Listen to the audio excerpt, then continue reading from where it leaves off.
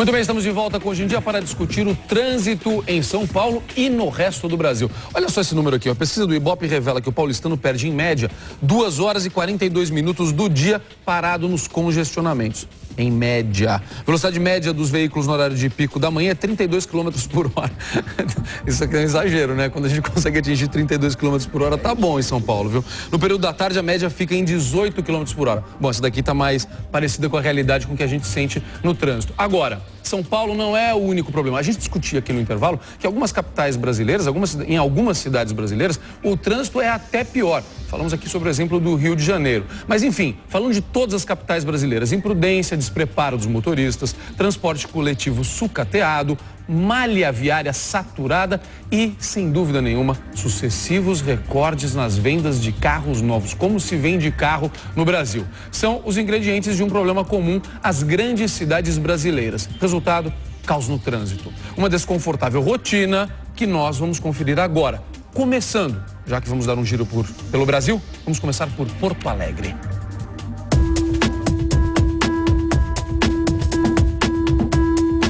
37 mil pessoas morrem no trânsito todos os anos no Brasil. Os dados são do Denatran, o Departamento Nacional de Trânsito. São mais de 100 mortes por dia, uma a cada 14 minutos.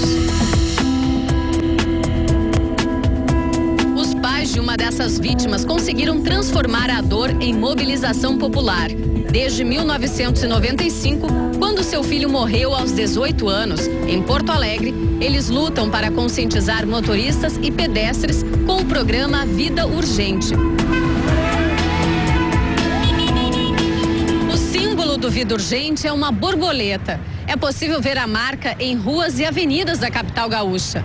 Cada borboleta pintada no chão da cidade representa uma vida perdida pela violência no trânsito. O que mata no trânsito não é o desconhecimento da sinalização ou a estrada esburacada. 90% dos acidentes é a imprudência, é o comportamento, é a falha humana. E o comportamento é educação. E educação, quando a gente fala, é educação desde pequenininho. Vendo um pai passar com o sinal fechado, não respeitar uma faixa de pedestre, parar no meio de uma viagem para almoçar e pedir uma cervejinha. E é isso que o programa que o Vida Urgente faz, né? Um programa de mudança de comportamento e educação. Mas, enquanto isso não acontece, 15 mil voluntários do Vida Urgente ensinam como acabar com a violência no trânsito da maior cidade do sul do país.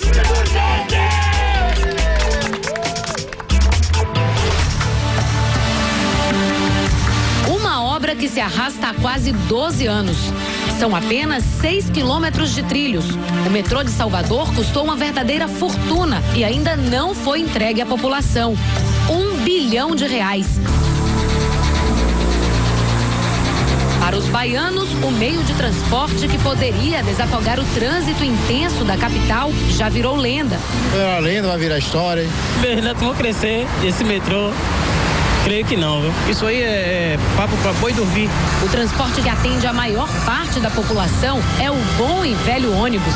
Aliás, de bom mesmo tem muito pouco. Todos os dias, 460 mil pessoas se apertam nos 2.750 veículos disponíveis.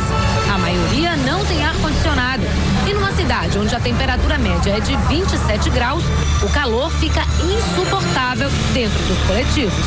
Muito calor, e quando tá muita gente, é o calor imenso. Quem mora no subúrbio tem como opção o trem. Isso quando funciona. No ano passado, os vagões ficaram parados por mais de 60 dias.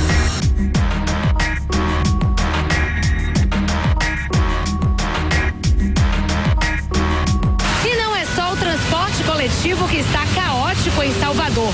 O trânsito é um problema à parte. Tem engarrafamento em vários pontos a qualquer hora. Para piorar, os acidentes fazem vítimas todos os dias. De acordo com o órgão municipal de trânsito, este ano já foram registradas em Salvador quase 1.200 ocorrências, com mais de 30 mortes e 1.100 feridos. Vamos agora ao Rio de Janeiro, saber qual a situação do transporte na capital carioca.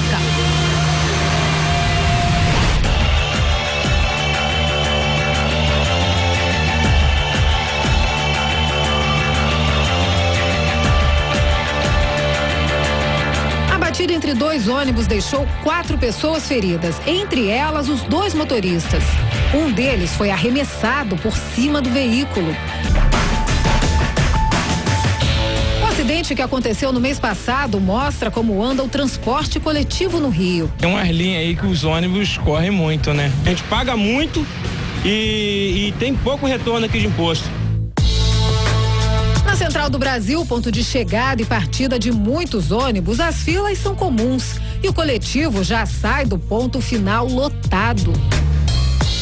Sempre lotado, tá um problema seríssimo esse ônibus, cara.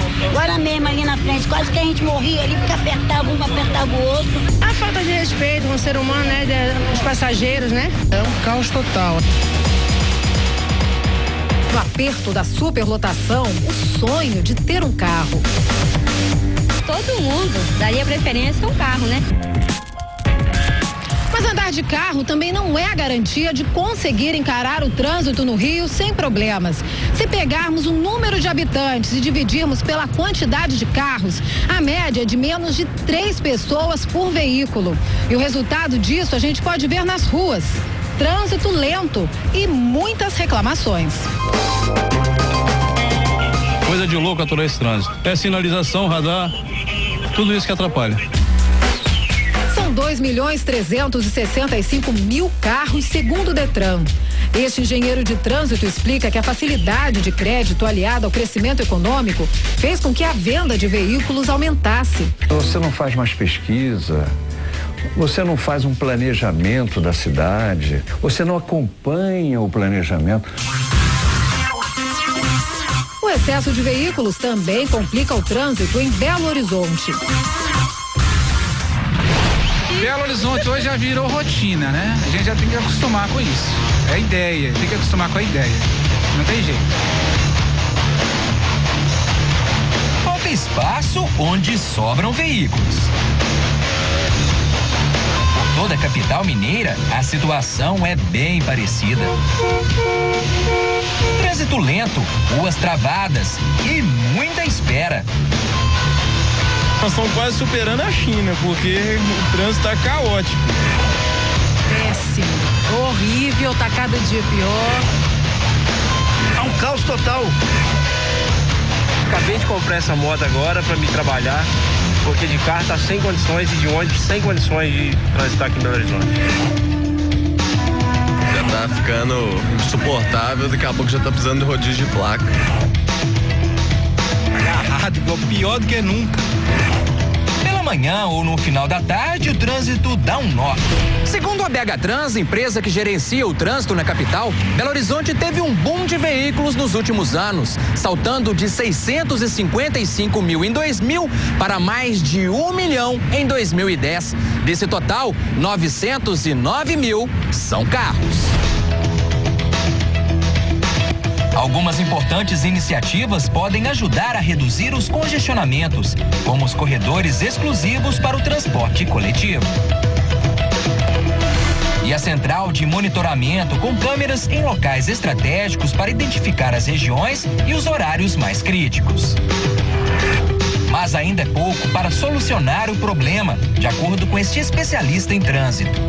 É preciso sim melhorar significativamente o transporte coletivo, é torná-lo basicamente mais rápido.